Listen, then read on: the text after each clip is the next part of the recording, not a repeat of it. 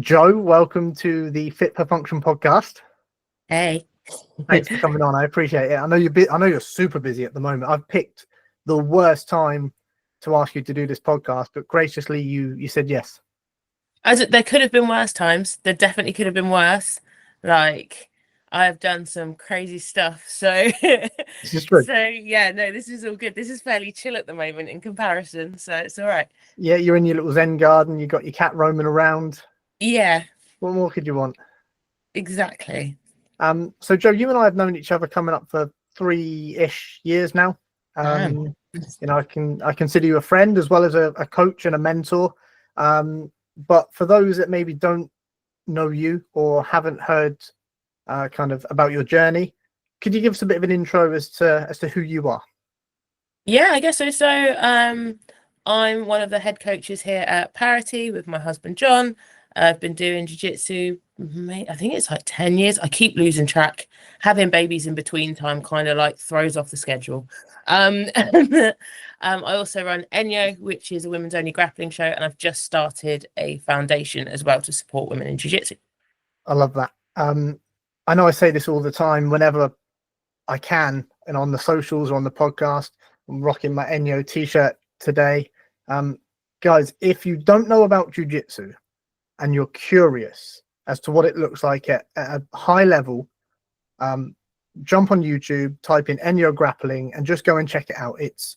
These women are phenomenal. They're phenomenal athletes, and it's just super fun.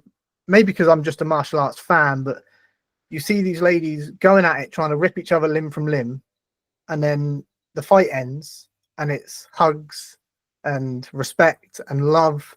And one of my favorite things about it is that they kind of go from, and this is from a male perspective, right? But they kind of go from being these savage animals back to being ladies again.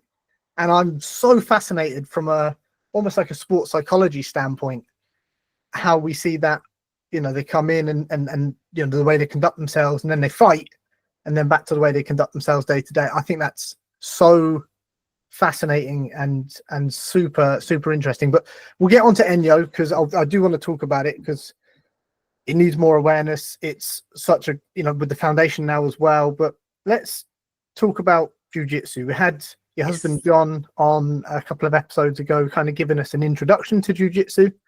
I talk about it like I'm sponsored by it or I'm on commission. And I think everybody should at least just try it. I think there's something in it for everybody. How did you fall into Brazilian Jiu Jitsu? So I was originally Muay Thai the whole time. Muay Thai. I've done loads of sports in the past. I always have done sports. I've always trained with guys. And then I moved back to Southampton with my eldest daughter when she was one and a half. Met John, and at the time he was doing Muay Thai and I was just lifting, and that was pretty much all it was, because I hadn't found a gym at the time that I kind of wanted to get into. And then his Thai gym, I believe, stopped. It just shut down. So he was like, well, I don't want to train under anyone else, so I want to find something else. So he started doing jiu-jitsu, and for about a year he hassled me. He was like, you have to do this, you've got to do jiu-jitsu, you're gonna love it. But for me, I went through an assault as a child, which was quite traumatizing. So the thought of having guys on top of me essentially trying to hurt me was like, nah, I'm good, I don't need this in my life, I'm all right. And he was like, come on, try it. So I finally buckled, went in, had a session with Dave Mackenzie Phillips. He was like my first coach, and he put me through the ringer of like movement drills and warm-ups and stuff, and it was good fun. And then I learned how to choke someone with their own jacket, and I was like, okay, yeah, I could do this. This is actually quite fun. This isn't too bad. So yeah, after that, I just kind of got hooked, and it all snowballed from there.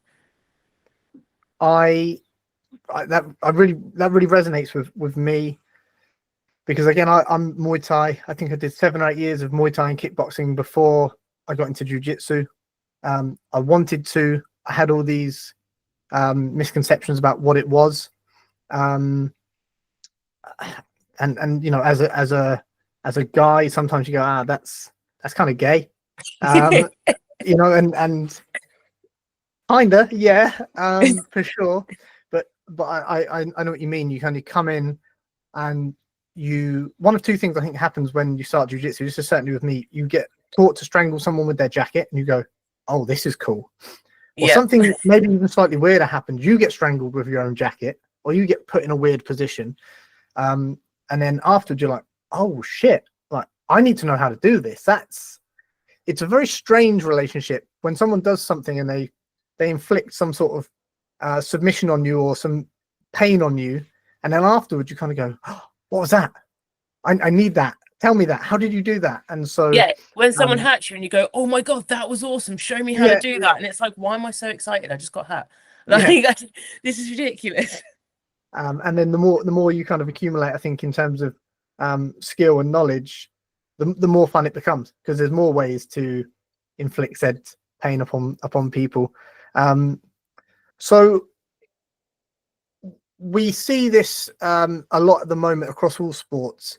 There seems to be, I think the tides are changing, but there seems to be an underrepresentation of women in sport in general. And Brazilian Jiu Jitsu, as much as I love the sport, does seem quite behind the times on this. Yeah, so I feel like there's a mentality shift that needs to happen. Like I even see it now. I'm a mum of three daughters, three very strong-minded daughters that do jiu-jitsu, that do a whole host of sports, and the amount of times they've come home to me and gone, "Well, mum, boys have said I can't do this because it's for boys," or "You're going to be rubbish because you're a girl. You can't do this, that, or the other." And it's like, it needs to start from an earlier age. It shouldn't be boys sports and girls sports. It's just, you're an athlete and you train as hard as you can to get to a high level, and you deserve the same respect regardless of your gender, you know. So there's definitely like a big mentality shift that needs to change, especially considering like it's only been, I can't remember how many years, but like women were banned from the Olympics, you know, and they were banned from football and stuff like that. And it's like, well, of course, developmentally wise, we could be a bit behind, but that's because we weren't freaking allowed to do it in the first place. And now we're having those doors open and we're able to do it. So don't keep shoving us down, like encourage it, push it, because it's only going to benefit everyone. I think you touched on something really interesting there. And I've had this conversation a lot, and actually it tends to be with the older generation of men. Women's football is a really good place to start, right? So they say, "Oh, well, women's football is slower and it's not as good," and in fairness, I played football at a high level for a long time.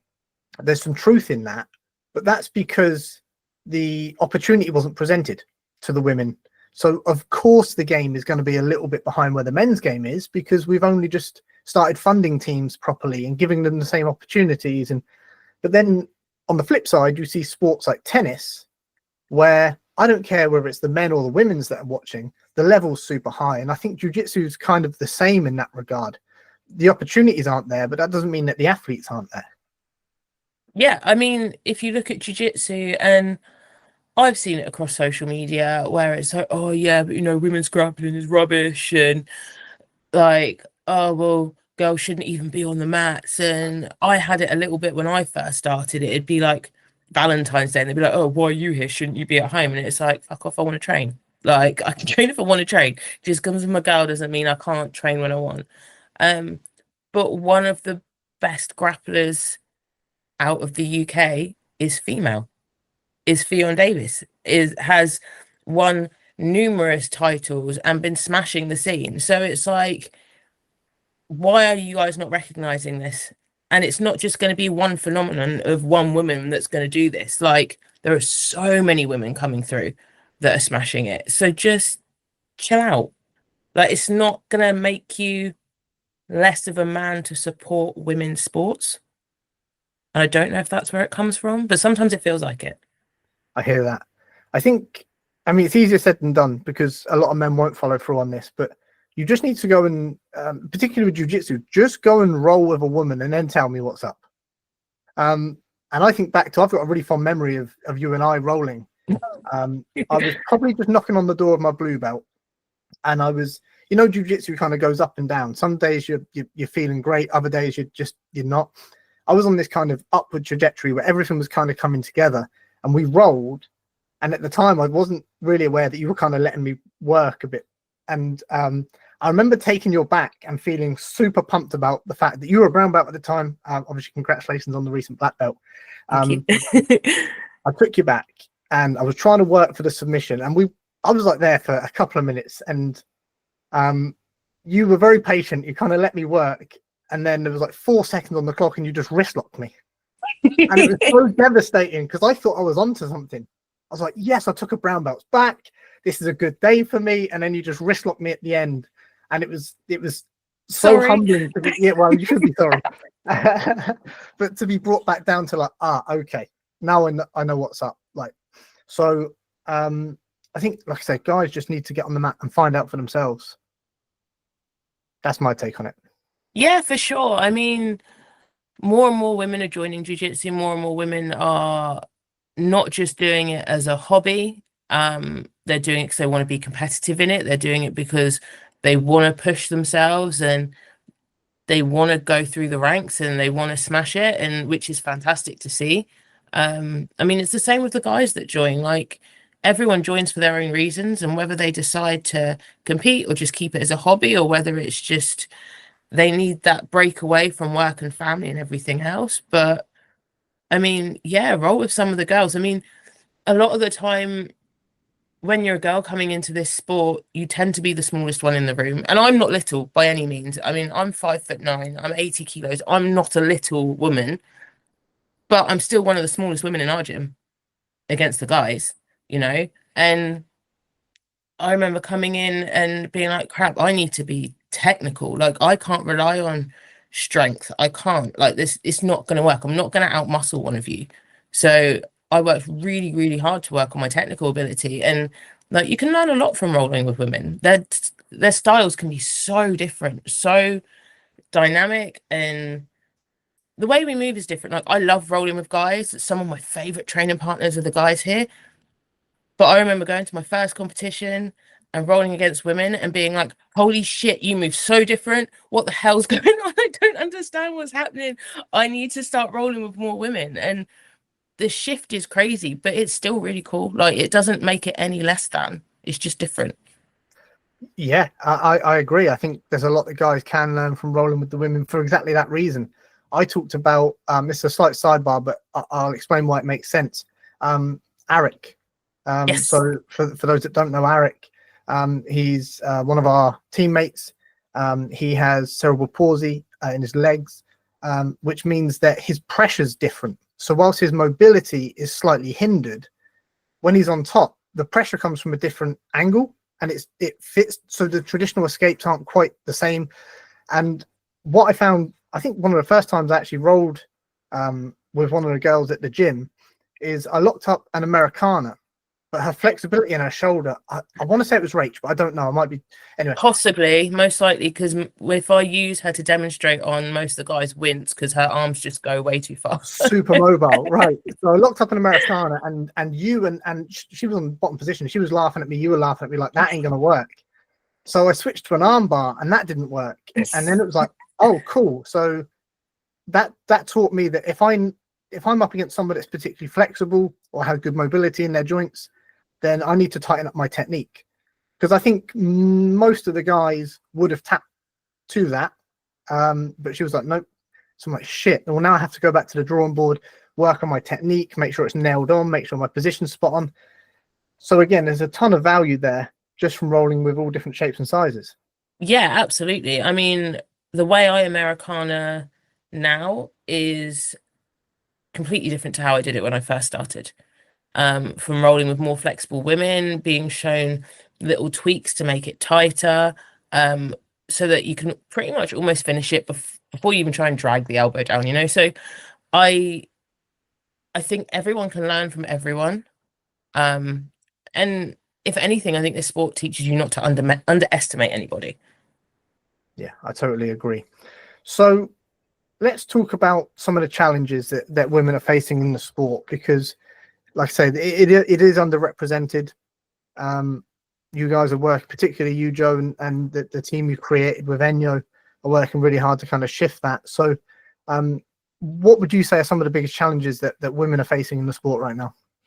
I mean, things are changing, which is fantastic to see. I mean, when I first started Enyo and had a full women's card, like you'd be lucky if you'd get a females match on another card. I mean, there are a few shows that were like Grapple Fest always had women on their cards, which is fantastic. But since starting Enyo, that's definitely increased. I don't know whether we were the catalyst for that or whether I don't know. I don't know whether other people just realize that no, actually, it's good. Yeah, have more women on the cards. We've got more high belt women coming through the ranks. Like, it shouldn't be a big deal, but there could definitely be more for sure. I think mentalities in gyms need to change quite a bit. Not all gyms, obviously, there are some fantastic gyms around the country, but there's always the odd few that tarnish it for everyone else. Not that I have any particular names, by the way. That sounds like I know things. I don't know things. Yeah. But I mean, there's a big one in the there's just industry certain right now, toxic right? behaviors. Pardon? There's a big one in the sport right now that's just popped off as of when we're recording this. Maybe we'll talk about that after then. But I think I got sent a link. I think I Yeah. got sent a link earlier. But yeah, so there's a lot of toxic behaviors that I think need to change. Like just in general, making gyms safer, making like a big thing about safeguarding in gyms as well. Making sure that your members know who to come to if there's an issue and having no tolerance policies when it comes to unwanted advances and things like that, because the gym should be safe for everyone, male or female, like, you know. So, and that's on the gym's owners and the coaches to help reinforce that. I think, I mean, I remember turning around to I think it was I can't remember who it was, but you know, like how making rape jokes was funny at one point, and it's never been funny. I don't know why it ever was funny. But it started happening a lot again a few years ago, and someone started doing it here, and I remember turning around after a while and being like, as someone who's been through that, stop it. And they went, oh my God, like, oh, I didn't realize you should have said something. And I was like, this is me saying something. This is me making it known. Like, you don't know what people have been through. And that doesn't mean we have to be completely censored, but things like that aren't funny. And a lot of females do come into sports like this because they've experienced some kind of trauma. Not all, but a few. So, like, I don't think things like that should be made light of in a public forum, and I don't like it. So now those kinds of jokes, we don't tolerate them here. I don't like them. There just needs to be a big respect element among both sides, I think. Sorry, I kind of went off on a bit of a ramble there, and this little bugger's kind of like distracting me, and it doesn't take much to distract me, but she won't leave me alone. It's not a problem, and I think you make a great point. And I think so. My jiu-jitsu journey is quite limited in the sense that whilst I've done martial arts at a bunch of gyms, my jiu-jitsu journey has only been at parity. And so I'm really lucky that culture-wise, you guys have got it spot on. And I don't know if that's just really, you know, I say it to you guys all the time, you know, the community you guys have created. It's incredible how you've cultivated a group of savages. Like when our team go and compete, like we pick up medals across the board. But you will struggle to find a nicer environment to train in. People are cool. And I don't know if that's a case of we've got to surely have the highest population of black belts in certainly in the local vicinity, right? We've got a bunch of black belts, we've got lots of browns, lots of purples. So I wonder if it's an experience thing, or possibly, or if it's just, you know, the culture is such that we're lucky that we've just got. I know that is a real zero bullshit kind of tolerance, which I think helps, but you would hope that all gyms look like that.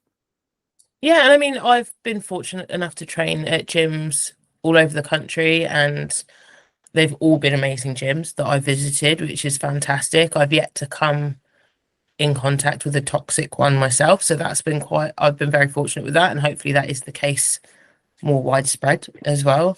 But yeah, it's something we've worked really hard on here. I mean, like I say, when I first started, we had women here. I was the only girl for a bit, and then we'd have someone come in and they'd be here for uni, so they'd be here for like maybe a few months or a couple of years, and then they'd go. Or you'd always have like trial people turn up and they'd be here for a bit and then they'd go. And so I was predominantly the only female here for a long time, and that was tough. It was definitely tough coming into like a male dominated environment. And I remember standing there and being like, right, everyone grab rounds. And I'd just be like, cool, does anyone want to play with me? Like, come on. And I very quickly learned that I just had to grab people because they wouldn't ask me. And I don't think that was necessarily just because I was a woman. It might just be because they didn't know me very well. Like, it's always awkward if you don't know someone very well. And it's like, cool, let's basically smush into each other for a bit. So it's something I've pushed with the women when they've joined here. Like, this is why I started my women's only classes. So it's the stepping stone to then get them into the main classes. So then they've got buddies to go with into the main classes, get them less shy, get them to be like, no, it's all right. You go and grab people. You pick them to roll. If you're not sure who to roll with, ask me. I'll set you up with someone to roll with. If you've got any problems with anyone, anything happens, come tell me, tell John, tell a coach, just let us know. We'll deal with it right away. So we've just tried to create quite an open, chilled environment, but I don't think that's just our influence. I think we've been very lucky. We've got so many members here that are just amazing and lovely and sweet, and they're absolutely savage on the mat, but they will hug you and help you as much as possible off the mat. So yeah, we've been very fortunate. Yeah, we are very lucky for sure. Why do you think jiu-jitsu is so empowering for women? Well, I mean, for me personally, it's quite satisfying when I can submit a 100-kilo guy. No doubt. It's like, oh shit, I can do that. That's amazing. But I think it's something I tell my daughters all the time, like, be proud of what your body can do. You know, like, it doesn't have to come down to how skinny you are or how you look. Like, be proud of what you can do physically. And yeah, I guess I can only go off my own personal experience, but for me, I've struggled with chronic pain and chronic fatigue for years. So being able to push through that as much as possible and come back from, I think I've had 5 abdominal surgeries since starting jiu-jitsu. So being able to come back from each of those and be like, well, I'm still back and I'm still pushing it and I'm still giving people trouble and I'm still competing. And so, yeah, it's knowing how far I can push myself like that. That's so empowering, knowing that I can do it. And then that definitely relates into day-to-day life as well. I'm a pretty stubborn person anyways, but yeah, knowing how far I can push noticed myself. that, and I was trying to choke you for 2.5 minutes and got wrist locked. So yeah, I found the stubbornness out for myself. I think you touched on something really interesting there about how it translates to day-to-day life. It certainly changed my life in that regard, as those that know me know that I guess have had, hopefully not anymore as I get a bit older and a bit wiser, but certainly with a hothead growing up, didn't take a lot for me to kind of go off the edge. I found that jiu-jitsu has balanced me out a lot more. Could you talk to some of the values that have translated into your life off of the mats as a result, whether that's from a confidence standpoint or, you know, whatever it might be, whatever that means to you? I mean, yeah, it's pretty cliche, but it's taught me how to be comfortable in uncomfortable situations, and staying calm as well. I mean, I've always been a very passionate, fiery person, and not just jiu-jitsu's calmed me down. John is a very calming influence. He has definitely brought me down and keeps me fairly chill. But yeah, I feel like jiu-jitsu's helped me learn how to deal with pressure more and how to just, I don't know, kind of, I look at things more methodically now. I guess I try not to rush into stuff so much. Normally I'm really, really like spontaneous and I'll just be like, yeah, let's do everything. And now I'm like, okay, now I need to think about this properly and take it step by step. And that's how I try and do my jiu-jitsu. So I guess it's translated in that kind of way. Yeah, I totally hear that. For me personally, and it's weird, right? Because I've done martial arts for a decade now, all in, but only jiu-jitsu coming on 3 years. But it's taught me that actually I don't need to prove myself to anybody, and maybe this is more of a guy thing, but as you go through your life as a guy, you get tested from in a confrontational standpoint. You know, guys like to puff up their chest and try and be the big man, and I rarely find myself in those situations, but even if anything starts to look like it might be going the wrong way, like I'm happy just to walk away here. I don't need this, and it just allows me to approach these situations in a more calm manner. But Yeah, you know, totally. for me, I go ahead. totally agree with. No, I was gonna say I totally agree with that. Like being able to be calm in aggressive situations definitely helps. Yeah, I mean, when you're locking yourself in a padded room 3, 4, 5 nights a week and fighting, That sounds so weird. yeah, it does. But is it not what jiu-jitsu is? It is, but when you say it like that, it sounds so weird. Yeah. Well, jiu-jitsu is kind of weird, right? If you haven't done it before, certainly looking through the keyhole, it's weird. But the other big thing that I love about jiu-jitsu, and this is why, I mean, my son's only 1.5. I can't wait to get him on the mats. Is that certainly, I mean, still now as a fairly new blue belt, but early white belt, you are taught that you need to fail over and over and over. It just throws failures at you, throws problems at you constantly, and you've got a choice. You can kind of go, this ain't for me, I don't want to do it, or you can turn up for the next session, fail over and over and over again. I just think if you can translate that into everyday life, then you're probably gonna be in the top percent of individuals when it comes to tenacity and work rate. So I think it has a huge crossover. Yeah, absolutely. No, I totally agree with that. I want to just shoehorn a question in because you touched on something that I thought was really interesting, and I'm going to try and ask the question in the right way. Oh God, now you're scaring me. It's with good intentions, right? So you talked about kind of earlier. You talked about like conduct. You know, obviously, don't be a gym creep if you're a guy. How to Same if you're a girl. Same if you're a girl. Don't be a gym creep if you're a girl as well. It goes both ways. Let's just not be creepy.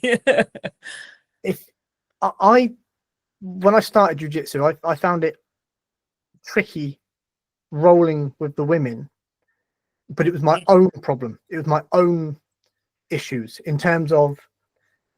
Can I give you your hands? Yeah. Like I remember, like one of the first times I rolled with a woman, getting mount, and she goes like this. Well, I need to remove your hands, but they're on your chest. Now what do I do? So if anybody, you know, from a, I think it's important to kind of educate the guys while we're doing this. I think you're the perfect person to help do this. Oh God, I don't know about that. But how do we go about that in the right way? Because now I don't care. I'm just gonna take your hands off your chest. But in the early stages, I struggled with that. So I think the way, I can't remember who it was I explained it to, but it's a similar kind of thing. I had the guy in my close guard. I went to break his posture and he went like this, obviously to try and keep his posture and keep himself up. Yeah. And he did that and then he panicked and pulled his hands away. I was like, oh my God, I'm so sorry. And I don't know whether this was the right way of doing it, but I was just like, as long as you're not doing this, right, we're good. Like, it's very obvious if someone's trying to grope you and if someone's just palming, open palms, trying to posture back up. You know, sense. So yeah, I don't know if that was the right way of explaining to him at the time, but yeah, it did stick in my head and make me giggle afterwards. But yeah, like it's very obvious. If someone was trying to grope you, you'd feel it, right? You'd know about it. Yeah. So yeah, it's just this is what I mean. I totally understood when I first started why guys were awkward rolling with me. You know, so I get the hesitation to do it. I mean, I remember accidentally palming someone in the nuts before and being like, because they just went to pass me and I was like, no, and stuck my hand out to frame. So it can be awkward on both sides. But yeah, I totally understand it. And as long as you're being respectful and you're not actively trying to grope someone, like, we're it should all be good. Just Cool. don't overthink it too much. If you overthink it, then you're going to start to like be weird. Yeah, and that was me. I was overthinking it, and I mean, getting caught in a triangle and just tapping, even though it wasn't on. Like, I need to get out of here. I can't Oh, be in really? here. For sure. Yeah, yeah. Oh, damn. It was my own hang up, and I know that's kind of weird. You know, I'm happily married and all that good stuff, but it was tricky for me at the beginning. Like I said, but it's my own problem and it's my own thing to get over, and now I don't care. It's just another body to roll with. But so let's talk about I guess on that subject, a lot of women might find a martial arts gym in general quite intimidating. How would you go about kind of pacifying that fear or that nervous energy that they're like, I want to try it, but that kind of scares me? Yes, there's something I had to think about a lot when I wanted to start my women's only classes, because like I say, I've always done sports, I've always trained with guys. Like most of my best friends and mates as a kid were boys. So I mean, I remember when I walked into a Muay Thai gym when I lived in Huddersfield with my 1-year-old in a pushchair, and this gym was full of bodybuilders and just big guys. And I was like, cool, I want to come start doing Thai here. And they're like, okay. And I was like, yeah, cool. And I was the only girl there, and it was fine. And they were amazing. And they even helped me with the kid, which was great. So for me, I've never had that problem with just stepping in and going, right, I'm going to try it. So I really had to think about how to make the environment more comfortable. And then that took it a step further when I started having women in my classes where if they were wearing, is it the hijab? There's several different ones, but and they wanted to take them off, which meant we couldn't have men in the room. You know, so I then had to think of other ways of trying to make people feel more comfortable. So for me, I would start with the women's only classes and then kind of take it from there. So for any woman wanting to try it, I'd be like, fine, if there's a local gym to you that has women's only classes, do it. 100% do it, join. Especially if they've got a women's only coach, as a women's coach, that's amazing as well. But if they don't, that doesn't mean don't try it. Like, take a friend with you, or even see if you can just go along and watch. You know, we give that option to quite a few people that come in that are nervous and aren't sure. Even before they start their free trial with us, we're like, don't worry about it. Come to as many sessions as you want and just come and watch, come and see, come and meet everyone, meet the coaches, hang out with us for a bit. And then when you feel comfortable to step on the mat, then start your trial and we'll go from there. So I think it goes across the board with guys and girls, really. It's just trying to find a place that has that nice environment, that inclusive environment. Yeah, I think you've done such an amazing job with the women's, now a women's team, right? It started off as women's classes, and now you guys are rocking up to competitions and taking medals and representing the gym in a great way. But I remember turning up to the gym. For those that haven't been to Parity, there's kind of a striking area downstairs. The grappling mats are upstairs, and there being a banner on the stairs basically saying, like, you can't come up, there's a women's class in session. And I think it relating to one of, I don't want to get the headdress wrong. Yeah, I always get them muddled, but yeah. Me too. So I don't want to cause any offense, but there was a lady of a particular faith or descendancy, and so it was just closed off. No one upstairs. And I thought that was really cool. And I think that's hopefully something, if whoever's listening to this that might be a gym owner or a coach considers. It's those little things that make a big difference. And actually what that does across the gym and across the community is set the standard. But that's who we are here. We treat each other with respect. We give each other the room. And I was really impressed by that, because that was kind of early on in my membership with you guys. And I was like, oh, that's pretty cool.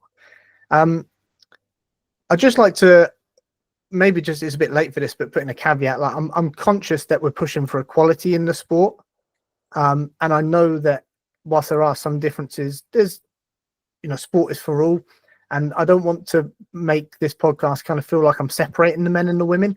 I just want to highlight why women should look at this sport, why they should step onto the mats, as opposed to trying to bring the two genders apart in that regard. So let's say it's kind of it's day one, and you want to step on the mats. What generally could you expect, and should you be expecting when you step onto the mats for the first time, just so you can mentally prepare yourself?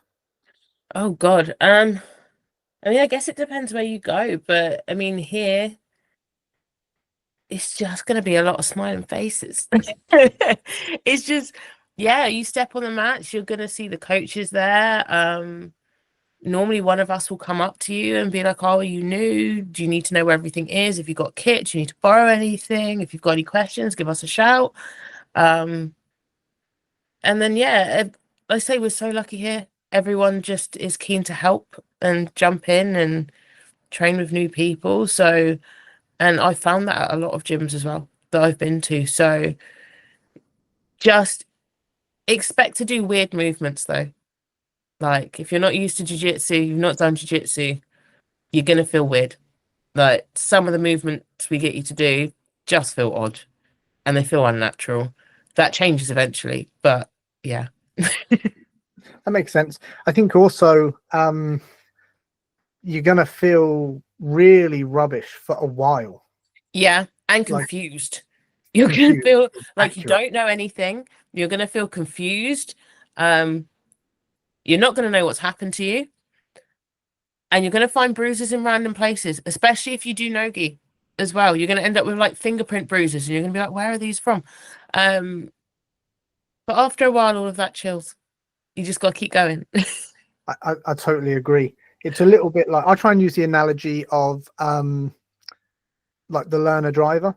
Like, don't beat the learner driver. Like, don't be an Yeah, arsehole. We've all done it. We've all been there. We've all had to pass our test. Oh yeah, maybe well, not all of us. maybe not all of us, Joe. But like, I think it's a really good rule just to kind of to keep in your mind. You're going to be a bit shit for a while, and that's okay. I mean, I'm 3 years in, and it's only got a little bit better. So I was gonna say, don't start being self-deprecating now because you're getting good. You're really good. So shush. that's what I was looking for. I was looking for that positive reinforcement. I just needed to tee it up for you. So can we talk about it in a self-defense capacity? We know it's a great sport. We know it's great for community and your health and all that good stuff. I really love the fact that Bex has, well, she did jiu-jitsu before Roman was born. She's back on the mats. I know, I'm so happy she's back. I'm delighted.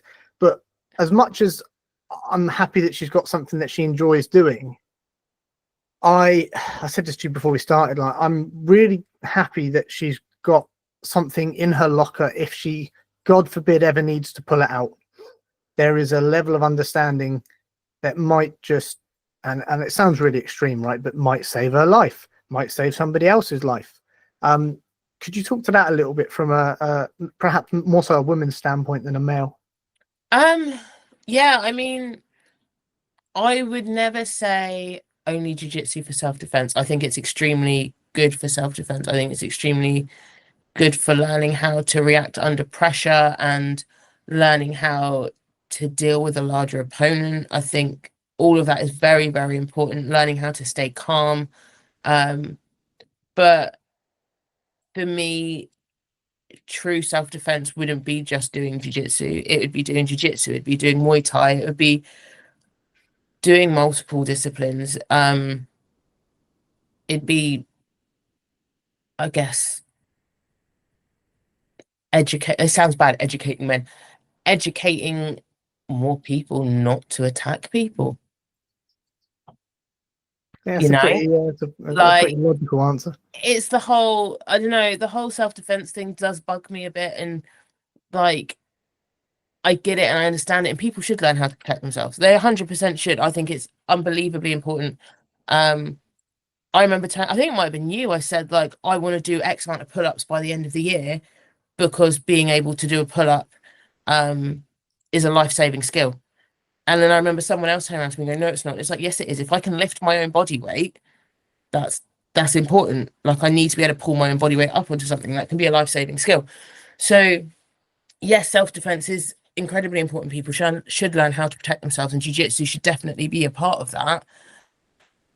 But at the same time, it's when you see adverts going around with like, oh, buy this rape whistle and all of this stuff. How about we be more aware of what our friends are doing, what people we know are doing, if someone's showing toxic or dangerous behaviors, or the way that they're speaking is a bit, you're like, I'm not sure if that's all right. We should probably keep an eye on you. That doesn't sound good, because people get attacked every day. And it's happening more and more. And it's happening more and more within teenagers as well. Like hearing some of the stuff my kid comes home with that she's heard from school or witnessed on her way home from school. And I mean, even the bullying she received at her old school is insane. Like it seems to be more okay to physically hurt people these days. And I don't understand why. I don't get it. Yeah, I think it's a really smart answer in terms of perhaps looking at it less so as self-defense, which of course it is, but create kind of collecting life-saving skills. Yeah, I'm absolutely. super big on that, and I mean I'll reference something I've spoken about before, right? And I'll keep it short because I don't want to kind of go off on a huge sidebar. There was a situation in America and it blew my mind. It was a couple of years ago. There was a shooter at an American football game outside the stadium. Guy running around with a gun, was obviously going to do some dumb shit.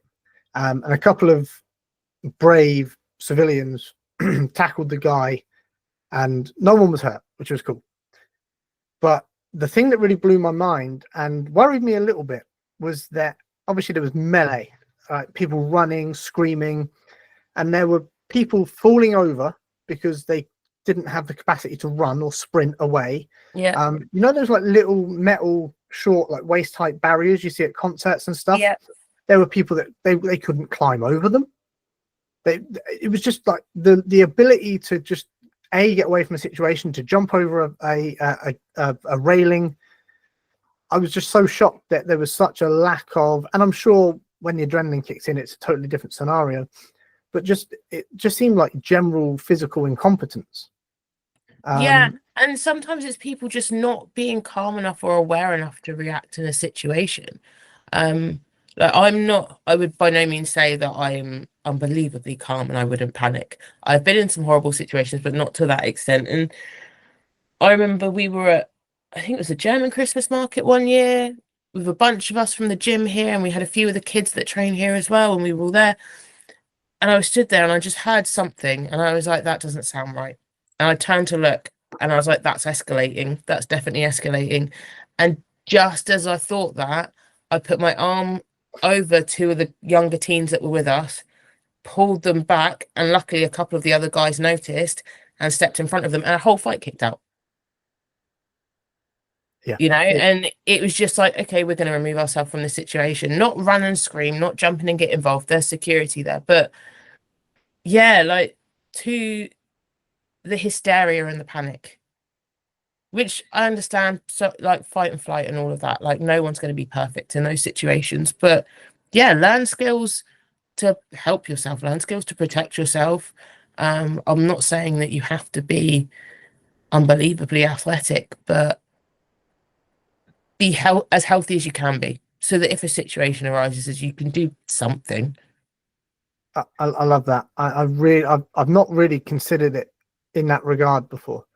I've perhaps just looked at it in a really linear way of like self defense, but it's acquiring life-saving skills or self-preservation skills across the board, whether that's physically hands-on fighting or whether that's running, being able to run away, being able to carry your kid, whatever it might be. Like I say, pull yourself up and away from something or over something. Being able to stay calm enough to think about what to do, for sure. Like I remember when Effie was 2, she might have been 2. I was at a park with a friend and we were chilling, and I was sat cross-legged like I am now. And at this point, she was a runner, so if I'd like yelled, she would have run off.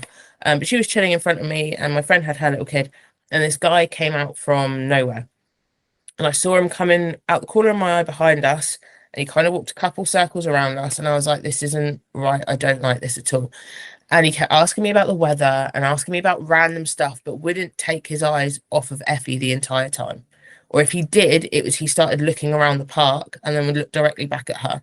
And I was like, no, I'm not, I don't like this at all. This isn't right. And I kept being quite short but polite with my answers to try and get him to move on, but it wasn't happening. So I shifted from being cross-legged to on my knees and like with active toes because I was just like, I feel like I need to be able to move. And next thing I know, he grabs her and pulls her so hard that you see her whole body jolt backwards. And I jumped up, managed to smash his hands off of her, grab hold of her, and then I just remember I just started yelling at him because I didn't know if he was on his own. I didn't know if he had something on him. I didn't really know what was going on. I just knew that he'd grabbed her and tried to pull her away as quickly as he could. And I just wanted to draw as much attention to the situation as possible. Afterwards, I had a panic attack. Right. Well, that's fine afterwards. After the fact, I had a complete panic attack because it was horrible. It was terrifying. Like, Yes. the guys just tried to grab my child. Like, what is going on? But being able to be aware and be calm and be like, this isn't quite right, rather than just, oh, this guy's just being annoying and just being off with him and not really paying attention and like carrying on talking to my friend but not watching my kid. I was like, no, I need to be very aware and I need to make sure I'm watching him the entire time. How much? I mean, that's an amazing story, and I'm sure that every parent is kind of hyperventilating a little bit to that because that is absolutely terrifying. Yeah. But how much do you attribute your reaction to your martial arts background? I think it's a mixture of that. I think it's a mixture of my childhood and I guess just me as a person. I've always been quite a hyper aware person, especially after what happened to me when I think I was like 9 years old when I was assaulted. So I've always, I don't know, just been kind of very much like cautious of people I don't know. And just try to be as aware as possible. But I mean, you just have to ask like any of the girls when we've gone on a night out. They're just like, Jesus Christ, you're aware of everything. They're like, you're constantly looking around and making sure that no one's doing anything or being weird and I'm like, yeah, I can't help it. Like I get quite protective to an extent, and so yeah. I hear that, and I've had the pleasure of knowing you for a while now, and I concur with that. But how I want to ask a question in the right way, Jo. I'll just ask it. Just go for it. How when it comes to something like what happened to you when you were little, and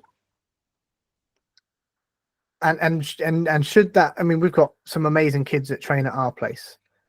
Do you feel kind of, I guess, more comfortable in the fact that, God forbid anything happened, they have a set of skills now, at least, where they have somewhat of a fighting chance to, do you know what I mean? Because that's the way I kind of look at it from my point of view, having not had anything like that, in my life. So I can't really relate. Yeah, for sure. Absolutely. Like my, so I was 9. When I was sexually assaulted, I was terrified. I didn't understand entirely what was going on. Like, it was horrific what happened to me as a child. In a way, I'm quite fortunate that my head works the way that it does. And I was very much like, this isn't my fault. This isn't on me. I'm a kid. A lot of therapy went into that as well. But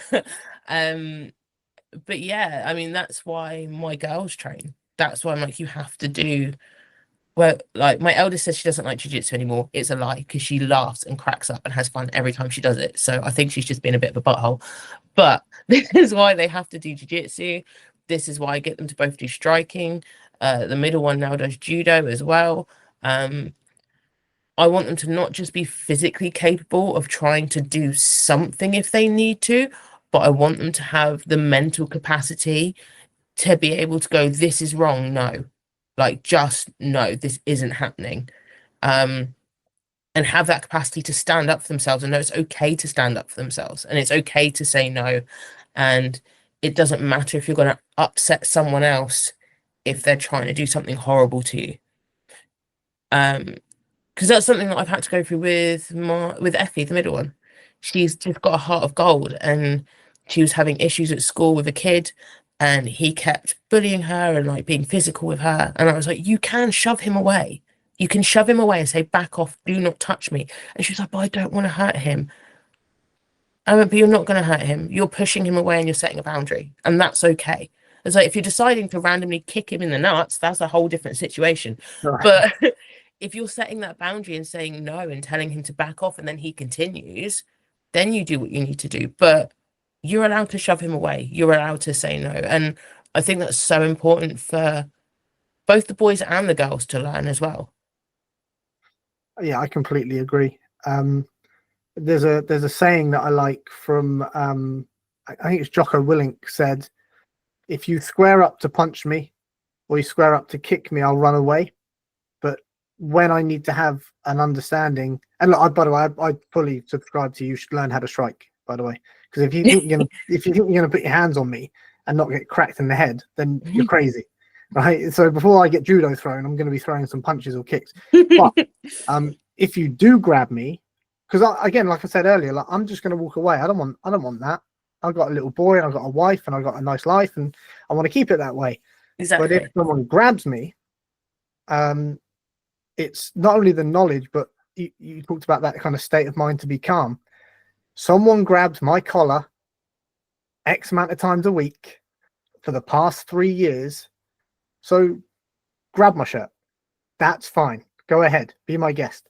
And it's not because I'm some sort of tough guy, but it's just the skills I've learned, not just from a physical standpoint, but again, like acquiring that kind of mental calmness of, cool, I know what to do here. Yeah. That I think is really important. And I think, firstly, thanks for sharing that, Jo. It's I think it's really brave, but I think I'm sure that will resonate, and I think that will run quite deep. So let's talk about Enyo. I know that everybody at the gym, at our gym in particular, is very proud to be associated with it in our small way. And I think what you're doing for the sport in general, again, like forget about gender for a second, what you're doing for the sport is incredible. Because what I love about Enyo in particular is that we've got world champions, European champions on this stage doing their thing, but we've also got some teens getting some great exposures, like some up and coming future champs, kind of getting their shot on the big stage. A real mix of belt level, which I think is amazing. Like it's not just reserved for the black belts and the brown belts. So again, for those that perhaps haven't been introduced, could you tell us a little bit more about what Enyo is?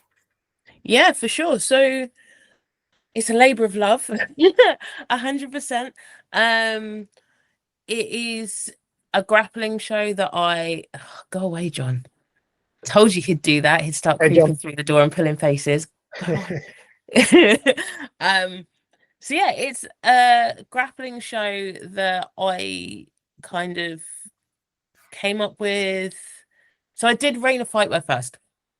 That was where everything kind of started. I started that as a white belt out of university because I couldn't find any kit that I liked that fit women well, and I was like, well, this is what I'll do, because I had to start a business as part of my final major project. So that kind of happened there. And then the more I did that, and the more I did women's open mats and started competing and just training more, I wanted to create something more. But at the time, I didn't know what and in what way. And then I started going to shows like Polaris, which I love. John and I go to them quite a lot. I really enjoyed it, but I was always like, oh, I want to see more women fight on it. Like I've watched Fionn fight on it, Jazari Matuda, like these amazing women. I was like, I want to see more female matches as well. Like the guys are fantastic, but I do want to see more girls because it's I can't remember that saying, but it's the whole like having someone to look up to, isn't it? If there's someone there that you can look up to, you're more likely to go, I want to do that and try and emulate that. So was like, oh, I want to create that. I want to do that. So I think we'd just come out of COVID. Was it? We just come out of COVID, and I dragged a bunch of my friends together. They had no idea why they were coming to the gym, and I got them to do a video shoot. Um, and then afterwards, told them what all the footage was going to be for, and that it was for a female-only grappling show that I wanted to do to the same standard as some of the best shows out there, and I wanted to create a platform for some of the best female grapplers in the world, but also the up and coming ones within the UK as well, to raise their profile and push the women's side of the sport and create that inspiration and that drive and that want, you know. And yeah, it all kind of just snowballed from there, really. It's been a lot of ups and downs. It's been crazy. But yeah, it's insane. And the women that we've had on the show, the kids that we've had on the show, they're absolute savages. It's been nuts. So yeah. I might be speaking out of school here, and I might have to edit this out. So just tell me afterwards if we need to cut this. Okay. The caliber of the show is such that, if I'm not mistaken, Theon was supposed to be headlining the first one. Yes, and she then was. selfishly went and won the world championship like a week or so before, and then obviously things changed for her or whatever, you know, because she was on, then she won that, and then it was off. But I think it was ADCC, wasn't it? Was it? I might be wrong. Yeah, I think it might have been ADCC that year. So yeah, she was meant to be on the first one, which I was obviously incredibly excited for. I'd done a few camps with her. She's amazing. She's an incredible athlete. She's so much fun to learn from. A great role model too. Yeah, exactly. So yeah, she was meant to be on the first one, and then she was like, I've been given this opportunity. And how am I meant to like be shitty about that? You know, like, it's an amazing opportunity. I can't be like, wow, what a bitch. Like, no, it's fantastic. Go for it. Like, personally, yes, I'm gutted, but that's amazing. Obviously, I'd love to have her on the show at some point. Maybe sometime in the future, but we'll just have to see. Right. We'll make sure we get this this clip in front of her and say, hey, you still got to come back and do this. You need to come back. Can you talk to us a little bit about the foundation as well? I think that's amazing. Yeah. So the more I was doing the show, the more I was obviously, and the more open mats I do, because I've run a lot of open mats as well, women's only ones. I meet a lot of women and a lot of teenagers and a lot of girls, and they want to compete more, but we're obviously still generations behind the guys in terms of numbers as well. So, like, for example, my category isn't, if I sign up, I'm lucky if I get one opponent and things like that. So a lot of these girls have to travel crazy distances to try and get good matches, or they need to do IBJJF so that they can make sure they have more matches. And it's so expensive. Like, the cost of everything has gone up. So it's kind of making it harder for those opportunities. So I wanted to create something that would help support them in being able to get to these competitions and being able to take their jiu-jitsu careers further if that's what they want to do. So that's how the foundation kind of came around. It was something that I've been wanting to do for years, but I get told off for spreading myself too thin and doing too much at once. I feel that. So I was like, right, this has to wait a little bit until things are a bit more settled with some other stuff before I then take on this as well. Because I don't think people realize, like, running these shows, they're a full-time job in the background of everything else that you've got going on top of other full-time jobs. Yeah, exactly that. And the foundation is almost the same thing. Like, we're doing a big launch this Saturday at the Open Mat, and we're going to be announcing some exciting stuff there. And so that's going to be another full-time job on top of the Enyo show, on top of running a gym, on top of being a mum, on top of trying to sort out my own freaking fitness and recovery after surgery. So it's a lot, but I'm excited for it, and I'm excited to see where it goes and how much we can support and how much we can do. I know there's some other great people out there doing similar things. Like, Her Fight Network is doing something I'm pretty sure is very, very similar, which is fantastic. And for me, I'm just like, there's more than enough space for everyone. And if our mission is all the same, then it just means we're going to help more people. you know. So yeah, it's exciting, and I'm excited to see where it all goes and how much we can do for the community. I think it's really inspiring, and I think one thing that I really love about it, and actually one thing that kind of, I guess to a degree, somewhat has always frustrated me a little bit about the equality push, and I think I've said this to you directly, is a lot of people, and rightly so, by the way, I'm not diminishing it, but a lot of people complain, right? But not a lot of people get up and do anything about it. Yeah.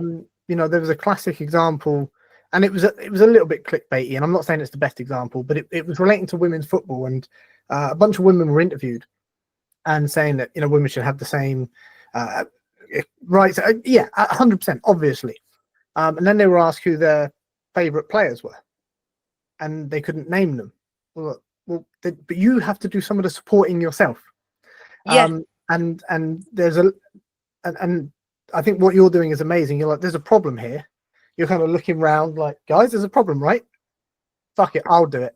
And I think that's I think that's what's gained you so much respect and acknowledgement from the community, is that everybody acknowledged it was a problem, but you were the person that stepped up and started to put the wheels in motion. So I think you should be incredibly proud of that. And I've seen you kind of cultivate this community of brilliant jiu-jitsu athletes that I look up to as well, and that I'm a fan of, and to see them coming through our gym, you're like, oh shit, that's so and so. But you know, it's great for everybody. Yeah, it's been a mix of stuff, and I 100% can't take all the credit. Like, it might have initially been my brainchild and my crazy idea, but I couldn't have done it without all the support that I've had with it, and the volunteers that work on the show and work to help get the show ready and support it. I mean, like, Angelica has helped me from the beginning, whether that's been photography, matchmaking, open mats, like the lot. She's always been there and been like a rock in terms of us bouncing ideas off each other and trying to get this going. Same with like Rachel, one of my students here at the gym. She's supported it from the beginning. She's been to every show, even when I took it out to Italy, even when Enyo went out to Austria to the Chin Killer camp, the women's camp out there, which I'm coaching again actually this June. She came out to that. She's now part of the foundation as a larger part of it as well, which is fantastic. And like, John, as much as I bully him because he's my husband and that's my job, like, Yeah, the he rules. he does all the, like, the graphic design and the artwork, and it's like, it's a labor of love and it's time consuming, but I definitely couldn't do it without everyone that helps, like Simon O'Brien, who became my business partner with Enyo. I think it was by the second or third show. His help and support and his guidance has been insane. Like, I don't know what I'm doing. Like, anyone who thinks that I'm doing this to make money or because I'm some mega savvy businesswoman is crazy. I have no idea what I'm doing. All I know is that I wanted to support the women in the sport. I'm not a high level competitor.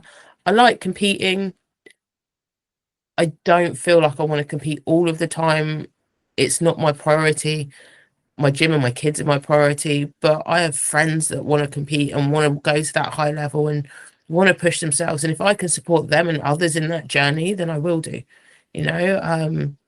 And like you were saying, a big thing is making sure that we all support each other. The only way this sport grows, or any sport grows, is if we all band together and support each other and push it together. There's enough space for everyone. There's enough for everyone. So why not just help each other grow it, you know? So yeah. Yeah, it takes a village, as they say. Yeah, 100%. And I've said this to you a million times, and it's one of my favorite phrases, you know, that rising tides lift all boats, right? And you know, everybody has to kind of come together to make this work. Yeah. Lastly, I think we've covered quite a lot. We've bounced around, and I always find it, like, I'm still finding my feet with this podcast, right? This is number 14, I think, so still early days. And often I'm talking about subjects that I'm not a subject matter expert in, so I'm kind of learning as I go. So I'm conscious that sometimes these conversations are a bit scatty and I kind of bounce from one thing to the other, but that's just kind of how I'm wired.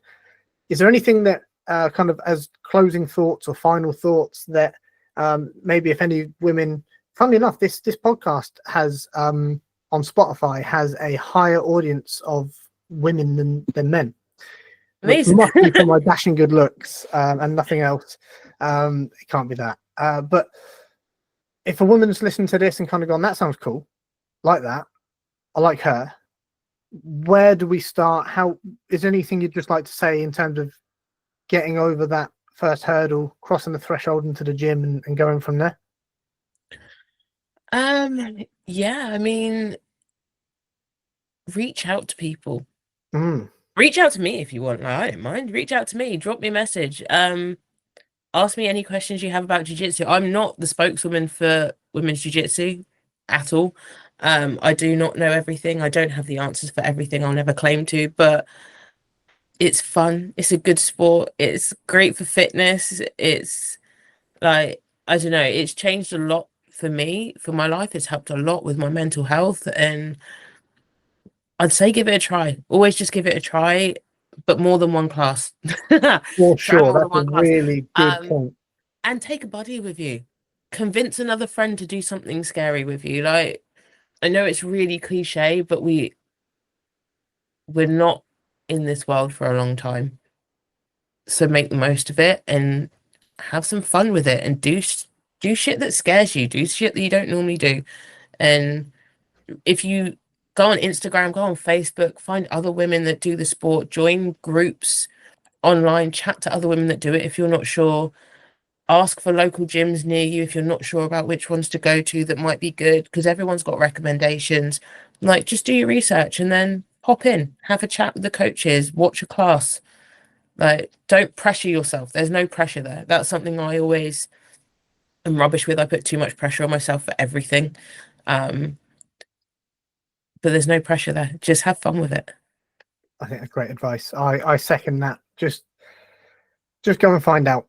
It's the big thing that I say to people all the time is like it is fighting, but you don't just go and fight. It's not like, right, here we go then guys, have a scrap. It's there's a lot of technical movement. A class generally looks like an hour or so of technique, learning how to do certain things. And when you're new, it's interesting because you'll get shown a technique, but you've got no idea how to get to this technique. You'll work that out in due course. But and then when you'll roll, you will get submitted or you'll get put in difficult positions. But if your gym's any good, they'll make sure that you're rolling with people that are experienced or knowledgeable. And that was for me one of the big things when I started. I was very, very lucky. There was a guy, he was in the RAF, he's moved, it was Liam, a blue belt. He's since been situated elsewhere, but it just took one guy to kind of put his arm around me and kind of show me some stuff and just kind of go, okay, cool. I'm not very good at this right now, but if I just keep plodding along, and then if you're fortunate enough over a period of time, they'll take your white belt off you, they'll give you a shiny new blue belt, and you kind of go, oh shit, I'm doing it. Like, mum, look, no hands, I'm doing it. And so yeah, just get out there, ladies and gents, just get onto the mats and I promise it will change your life. I'll be all your money back, right, if it doesn't change your life. So cool. Jo, thank you. I know you're super busy. I'm literally going to see you in like an hour. I'm going to be in the gym. But before we go, can you just give us a rundown of the socials, the websites? How do we find you, and how do we find Enyo, and how do we find Parity? Yeah, for sure. So if we start with the gym, we've got Parity Martial Arts on Instagram, which is as it sounds.